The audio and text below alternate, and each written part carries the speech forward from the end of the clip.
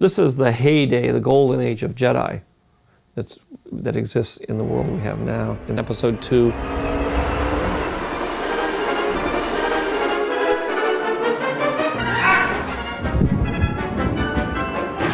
I've watched all these swashbuckling films all my life. You know, I was a huge Errol Flynn fan when I was a kid.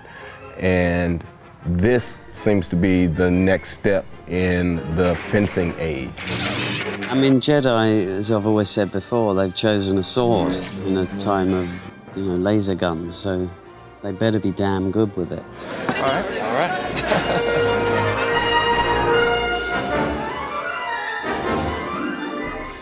all Jedi don't fight exactly alike. An elegant weapon. When we started, there was a particular style developed. It's a combination of samurai and Western sword fighting. And when we did Phantom, we sort of progressed that style. You know, Nick Gillard creates a unique fighting style for each of the Jedi, and how it sort of reveals a certain element of their personality. Other Jedis have other ones, but that's the one, isn't it? And it's mine. You have to distinguish between the characters, so you have to read the script a lot of times and understand the character. A lot of the aggression that I hold in my character is exemplified in my fighting style. He understands. Yeah. You know, he moves really well, he's tough. Anakin maybe loses control a little bit and some of the darkness emerges, whereas a Jedi normally would have to be much more in control of the situation. Roll, sir. They're like marshals in the Old West. They're the keepers of the peace. They're given assignments to resolve conflicts.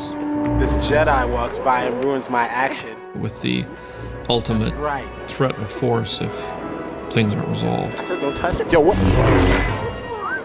Anakin, who's much more youthful, and I think Obi-Wan Kenobi's slightly more sedate. Right. Oh, sorry, George. He's much more confident now. It's 10 years or so past, I think. He's become the master, not the apprentice anymore. Obi-Wan, his fighting style is much more by the book, even though he's obviously very skilled. He has got extraordinary balance and hand-eye coordination. But yeah, it's a long process, and not just them getting the moves, but them keeping the character.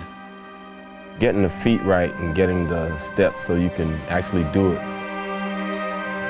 It's a lot like dance choreography. Your feet have to be right so that the strikes look correct.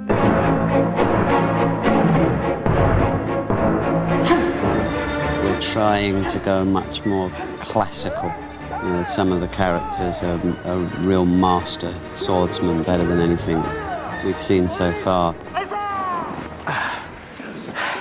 Excellent. Trying to figure out who we had to talk to about your light color, your lightsaber color. Oh, well, good guys are green and blue, bad guys are red.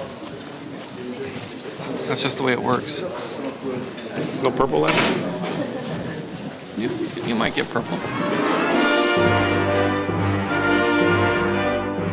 It would be a shame for me to participate in a film like this and never get to use my lightsaber.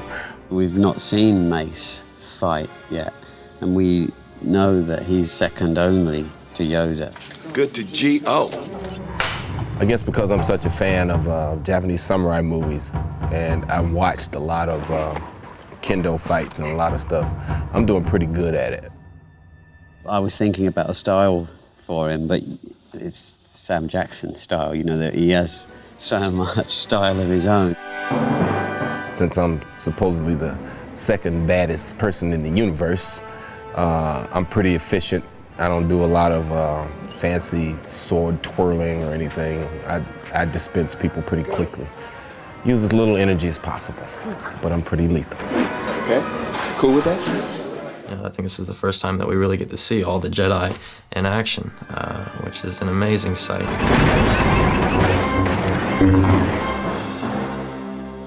But are you using the force on the end there? Yeah, with him? Are you making him flop around like a dead fish? No. Say you go in the mic. No. No, that's his own thing.